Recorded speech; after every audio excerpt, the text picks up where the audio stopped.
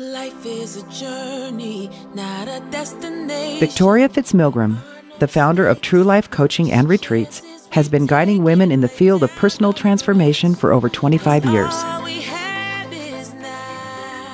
She brings new inspiration to women with her focus on defining and discovering the richness of one's own life mythology. She is an experienced guide for living with courage and depth, illustrated in her updated presentation, The Heroine's Journey. The mainstay of Victoria's work is empowerment for women. Her message of true life awareness is not only highly impactful for individuals, but creates a foundation for success in the business realm as well. And now, Victoria Fitzmilgram. Where this originated from for me is that I am noticing, and I'm sure each and every one of you is as well, that the world is getting faster and faster, and we're all kind of running on the hamster wheel of life and barely getting a moment to catch our breath. When I get too fast on that hamster wheel, I lose my connection to myself.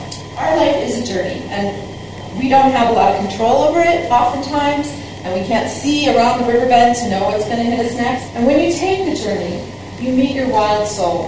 And what do I mean by that? I mean that really, truly authentic part of yourself that's connected to something much, much bigger than each one of us, that has always our good in mind and at heart.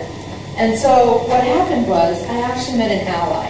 And as it turns out, that ally that I met was an inner ally. And it was me, my future self, the coach that I am now, who is so committed to people taking that leap of faith and trying new things and going after what they dream of, no matter what it is.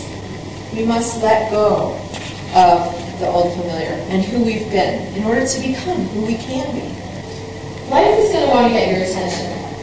That's what it does, because it wants to send you whatever experiences you need to grow your consciousness. Now, it starts out usually with some whispering. Yeah, I hear some laughter here. This is great. Yeah, you guys are ahead of me, right? And then, if you don't pay attention, what does it do? It kind of starts to kick you, elbow you. And then there are people that I have seen, and maybe some of you have experienced, atomic bombs going off in your life because you weren't answering a call. So the more important thing, I believe, is to find out what is your what. What is going on? Yeah? And get clear on the what first. Get really clear. We can be listening on so many levels. We can be listening interiorly inside of our bodies. We can be listening to the people that we know and share our life with. And we can be listening on a global level. And speaking of the world, don't you think that the world right now needs as many committed, awake, passionate women as possible? Yes. Yes. Yes. Thank you. If you're not rewriting your story into a heroine's journey, then you're probably living in an outdated model that isn't going to allow you to express your full, true self in the world today.